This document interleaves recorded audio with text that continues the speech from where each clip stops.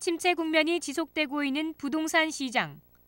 불황의 직격탄을 맞고 있는 수도권 지역의 지난 1분기 아파트 거래량은 전년 동기 대비 20% 이상 감소했습니다.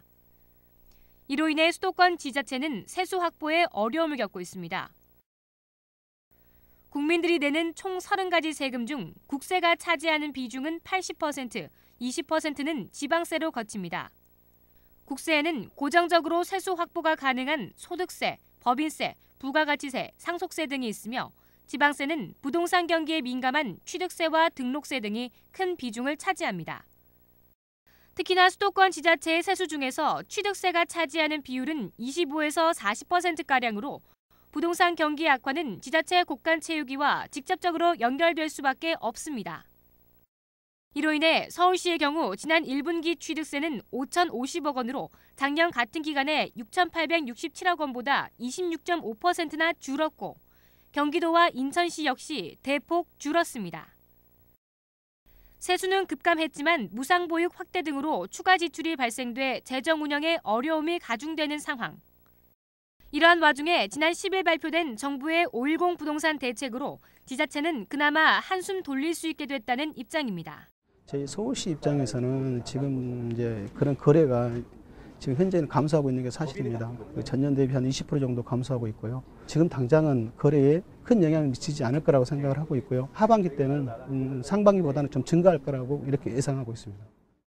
하지만 시장에서는 지자체의 반대로 취득세 감면 조치 부활이 이루어지지 못한 점이 장기적으로 보았을 때 오히려 재정 확보에 발목을 잡을 것이라 분석하고 있습니다. 네, 근본 5.10 대체로 과도한 거래 규제가 완화됐음에도 불구하고 수요 위축이 지속되고 구매 심리가 회복되지 않는 거래 정상화는 쉽지 않아 보입니다.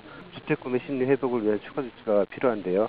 이번에 빠진 DTI 규제 완화와 취득세 및 양도세 감면 혜택 등 실질적인 주택 거래 메리트가 제시될 수 있는 추가 조치가 이어져야 할 것으로 보입니다. 한편 지자체가 보다 안정적인 세제를 구축하기 위해서는 일시적인 대책보다는 근본적인 구조 개선과 제도적 보완이 필요하다는 것이 전문가의 입장입니다.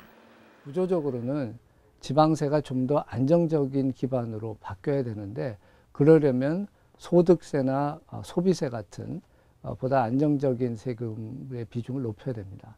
실제로 지방소득세와 지방소비세를 2011년부터 이제 지방정부에서 걷도록 하긴 했는데 그 제도의 취지를 충분히 살릴 만큼 세부적인 내용들이 갖춰지지 못한 상태입니다.